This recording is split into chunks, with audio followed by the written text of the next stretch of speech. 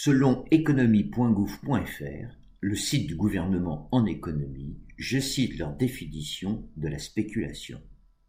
Elle consiste à faire des choix qui engagent sur le futur, en anticipant certaines évolutions et en prenant le risque que ces anticipations ne se réalisent pas. C'est pourquoi le spéculateur attend une rentabilité importante de son engagement pour rémunérer le risque qu'il prend. Il n'investit pas, il engage des fonds en vue de revendre et de réaliser une plus-value. Fin de citation. Ce qui m'a intéressé dans cette définition, c'est l'idée de rémunérer un risque. Mais d'habitude, on s'assure contre un risque, comme un incendie. A contrario, en finance, on va même trouver des produits financiers légaux permettant de parier sur la perte financière d'autrui. Et comme si ce n'était pas suffisant, on peut aussi assurer le risque que l'on prend en pariant sur autrui. C'est comme si je pariais sur le futur incendie de la maison de mon voisin. Selon le dictionnaire Latoupie, je cite, « Dans le domaine économique, la spéculation est le fait de prendre aujourd'hui des décisions sur la base d'un état économique futur et hypothétique, afin d'en retirer un avantage. Dans le domaine de la finance, la spéculation est une opération financière qui consiste à tirer profit des fluctuations naturelles des prix du marché afin de réaliser des plus-values plutôt que de satisfaire aux besoins d'une activité réelle. » Fin de citation. Dans cette définition, on spécule sur les fluctuations naturelles du marché, comme s'il existait quoi que ce soit de naturel dans le domaine de la finance. Bref, suivant ces deux définitions, on peut spéculer sur tout et n'importe quoi. Alors voici ma définition. Spéculer, c'est s'enrichir sur le dos d'autrui. Quand spéculation il y a, quelqu'un est perdant. Au niveau économique, ce sont les propriétaires dominants qui s'enrichissent sans cause rationnelle et sans justification morale sur le dos des peuples. Quoi qu'il en soit, non seulement la spéculation est légale, mais surtout elle est même admise sur le plan moral. Or voici une référence morale ancestrale, la Torah, bon, il y en a d'autres, écrite environ 600 ans avant Jésus-Christ, dénonçait déjà l'usure, autrement dit le prêt d'argent avec intérêt. Je cite, « Si tu prêtes de l'argent à mon peuple, au pauvre qui est avec toi, tu ne seras pas envers lui comme un créancier. Vous ne mettrez pas sur lui une morsure. » Fin de citation. C'est le mot morsure qui m'a interpellé. Il me semble bien choisi, car il rappelle symboliquement l'entame de l'intégrité physique de la personne mordue. Cette morsure se nomme aujourd'hui spéculation. Qui sont mordus?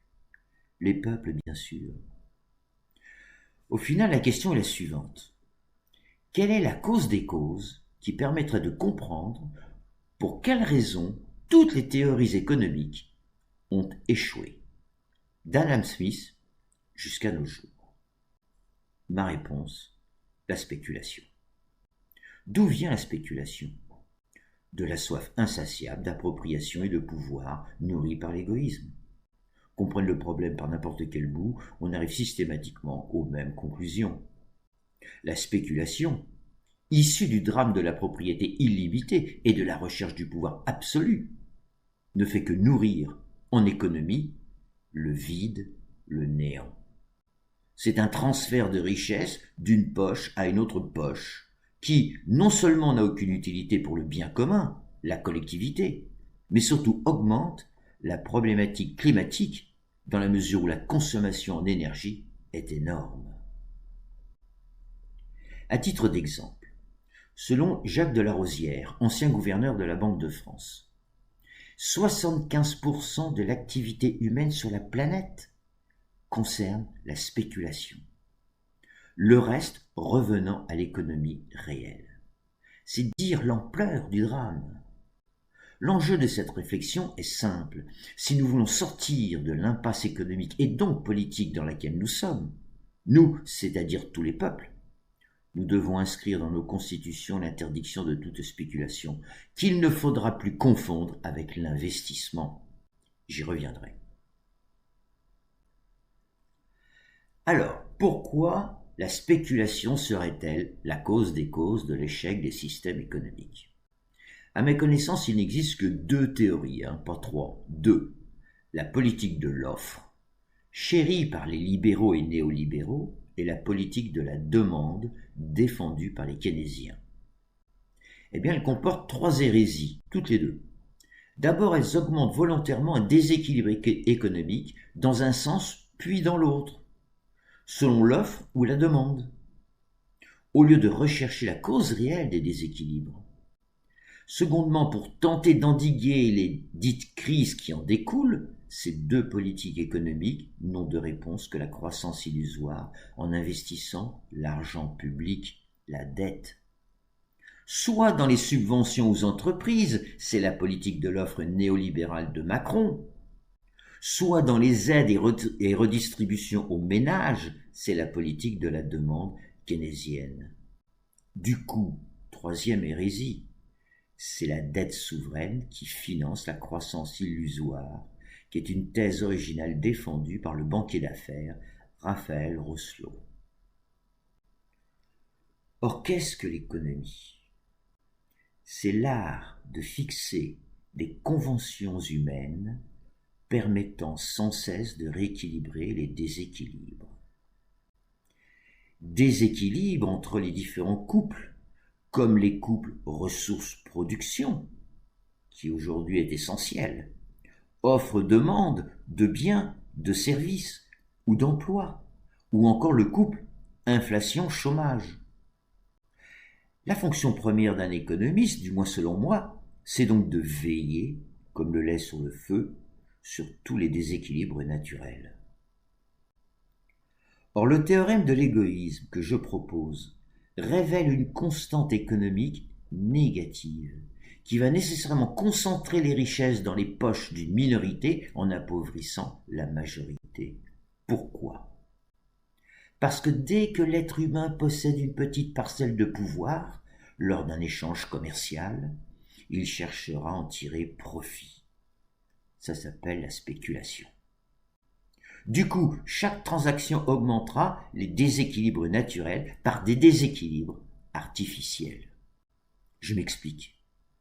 La constante d'équité ou d'égalité déjà étudiée lors de la loi universelle de coopération, ici en économie, devrait chercher sans cesse à rééquilibrer les déséquilibres naturels dans les échanges de biens et de services, ce qui revient à limiter l'illimité. Or, dans une société égoïste, nous avons affaire à une constante inverse, dans la mesure où, durant les milliards d'échanges journaliers sur la planète, chaque protagoniste qui détient un tout petit pouvoir personnel sur l'autre va déséquilibrer volontairement la transaction, au lieu de viser le modèle gagnant-gagnant d'une société altruiste. Ainsi, les détenteurs de pétrole dans leur sous-sol n'hésiteront pas à se favoriser face aux pays qui n'en ont pas. De même, des pays riches face aux pays pauvres, des multinationales face aux entreprises qui dépendent d'elles ou face aux consommateurs. De même enfin, entre les propriétaires dominants du capital face aux travailleurs. Comment voulez-vous que dans ces conditions, une économie équitable puisse fonctionner sans crise? Conséquence, aucun modèle économique ne peut fonctionner dans une société égoïste. En revanche, l'altruisme va sans cesse rechercher à rééquilibrer les déséquilibres entre le fort et le faible, le riche et le pauvre, le sachant et l'ignorant, le bien portant et le malade, entre les hommes et les femmes, et d'une manière générale, entre toutes nos différences qui engendrent les inégalités sociales et économiques. Or, l'égoïsme économique s'incarne principalement dans la spéculation. Si l'on veut comprendre l'origine de la situation chaotique du marché mondial, Il importe de ne plus confondre investissement et spéculation. La spéculation, c'est faire de l'argent avec de l'argent, et si possible avec celui d'autrui. Je vous renvoie aux pyramides de Ponzi, Bernard Madoff. Investir, à l'inverse, c'est placer son capital argent dans un projet au profit du bien commun. L'investissement participe à l'économie réelle et diminue le chômage, tandis que la spéculation va à l'économie financière. L'économiste Thomas Porcher, dans son traité d'économie hérétique, nous éclaire, je le cite. Quant au second argument de l'épargne, c'est un argument invoqué par Emmanuel Macron pour baisser l'ISF. Donc je reprends. Quant au second argument de l'épargne, qui financerait l'investissement, il faut noter que lorsque l'épargne se dirige vers la bourse, dans 99% des cas, elle permet l'acquisition d'actions déjà émises. Cet argent ne profitera donc pas aux entreprises, mais à l'épargnant qui la vend. Au final, cette spéculation est un jeu mondial à somme nulle entre des gagnants et des perdants. Un jeu qui ne profitera donc jamais au bon peuple. Historiquement, la spéculation est à l'origine des crises économiques récurrentes. Et en voici deux exemples. Selon Wikipédia, en 1873, je cite, « La Grande Dépression a été précédée par un double mouvement de spéculation immobilière et de spéculation boursière, découlant de la libéralisation bancaire des années 1870 dans plusieurs pays d'Europe. Dans les empires austro-hongrois et français et dans le royaume de Prusse, les monarques appuient la création d'une série de nouvelles institutions qui se sont mises à émettre des prêts hypothécaires dans les domaines de la construction municipale et résidentielle. Le secteur immobilier explose à Paris, Vienne et Berlin. Les financiers n'hésitent pas à s'endetter pour investir dans la construction en se fondant sur l'envolée des prix immobiliers pour rentabiliser leur investissement. » Fin de citation. La spéculation, et notamment sur les chemins de fer, n'a-t-elle pas finalement largement contribué au surgissement de la crise de 1929 ?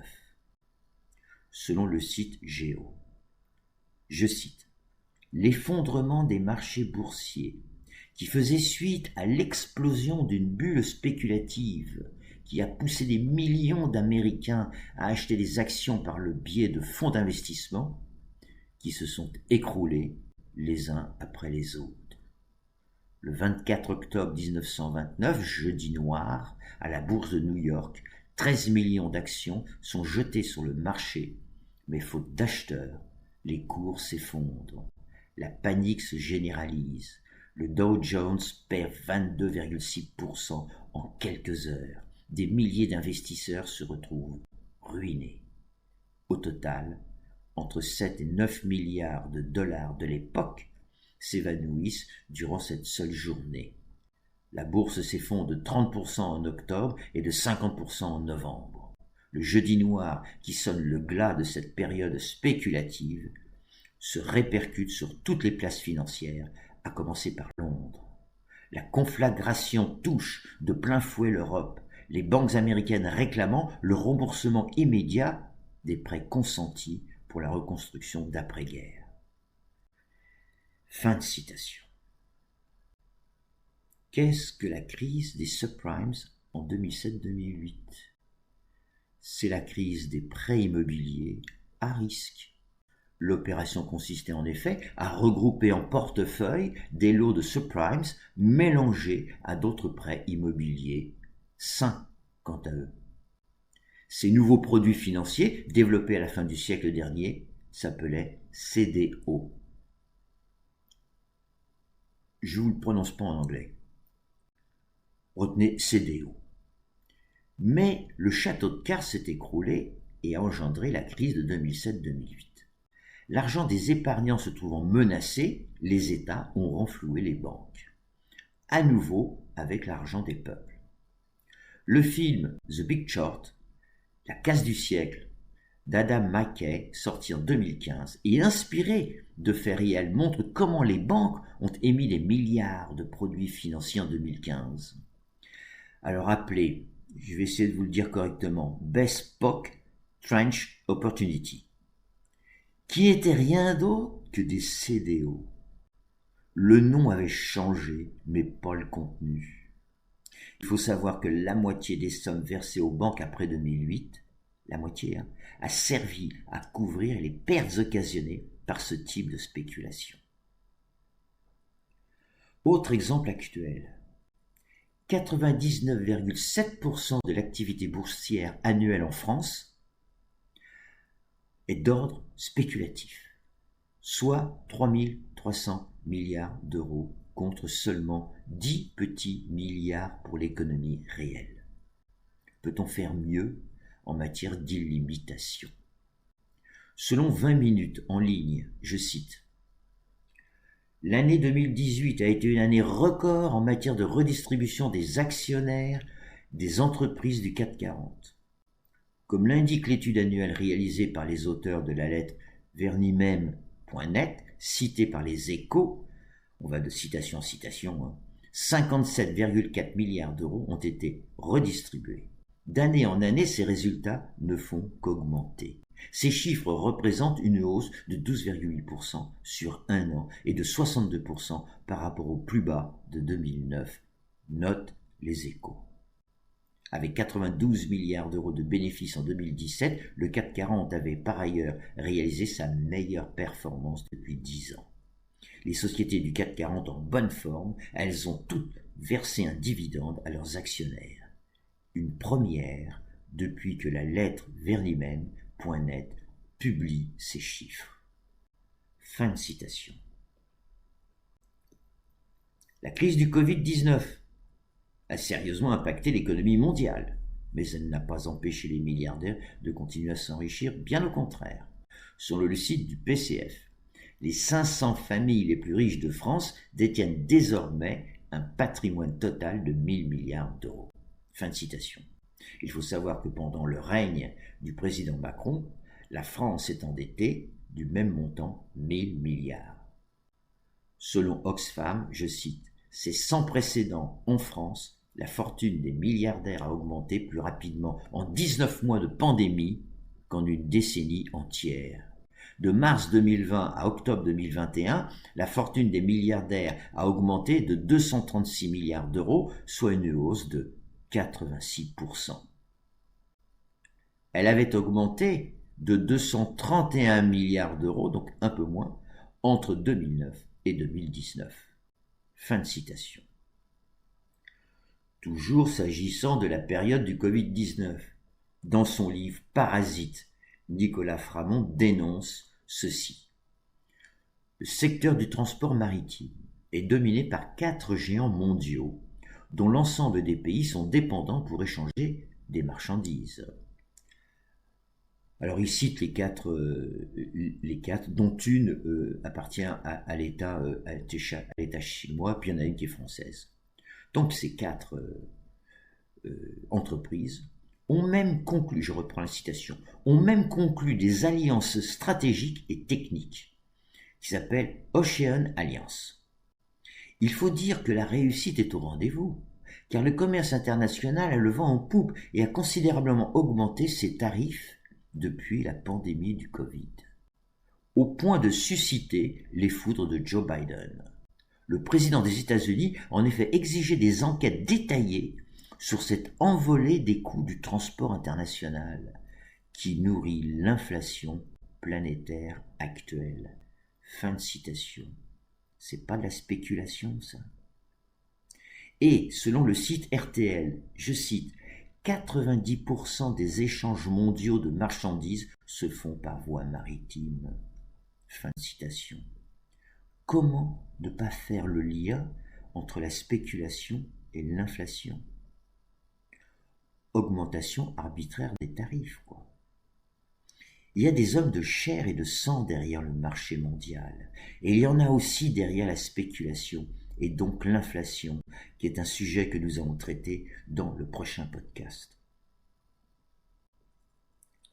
Que l'on regarde du côté des dividendes ou de l'activité boursière, le schéma reste identique. Le ruissellement, la fameuse thèse du ruissellement antigravitaire, remonte et enrichit les riches de plus en plus, et qui, selon le principe de Lavoisier appliqué à la finance, appauvrit les pauvres. Et ces milliards ne sont même pas investis dans des entreprises réelles. Selon Christian Chavagneux, cité par Thomas Porcher, en 2016, les entreprises du CAC 40 ont distribué 2 fois plus de dividendes qu'elles n'ont réalisé de nouveaux investissements. Dans ce contexte, le but d'une grande entreprise n'est plus en premier lieu d'investir ou d'innover, mais de distribuer des dividendes aux actionnaires. Une plus grosse partie des profits est donc captée par ces derniers. Par exemple, en 2013, plus de 80% des profits du CAC 40 ont été utilisés à la distribution de dividendes. Et il ajoute, en cas de faible résultat, il faut compenser les coûts pour assurer la même rémunération aux actionnaires, sinon ils s'en vont. L'effort se porte sur la partie la plus variable de l'entreprise, les salariés, directs ou indirects. C'est ainsi que licencier ou délocaliser peut faire augmenter la valeur actionnariale. Fin de citation. Dans le même ordre d'idées, notre auteur dénonce, je cite, « ces 50 dernières années, un demi-siècle, les pays riches se sont arrangés pour organiser le commerce en faveur de leurs entreprises dominantes, en acceptant de sacrifier des pans entiers de leurs industries. De leur côté, les pays pauvres, en se spécialisant, conformément à la théorie du FMI, donc du libre-échange néolibéral, se sont enfermés dans le sous-développement. Les grands gagnants du libre-échange sont les multinationales qui peuvent désormais 1. Produire là où le coût de la main-d'œuvre est le moins cher, 2. Vendre là où il y a du pouvoir d'achat, et 3. Payer leurs impôts là où la fiscalité est la plus faible.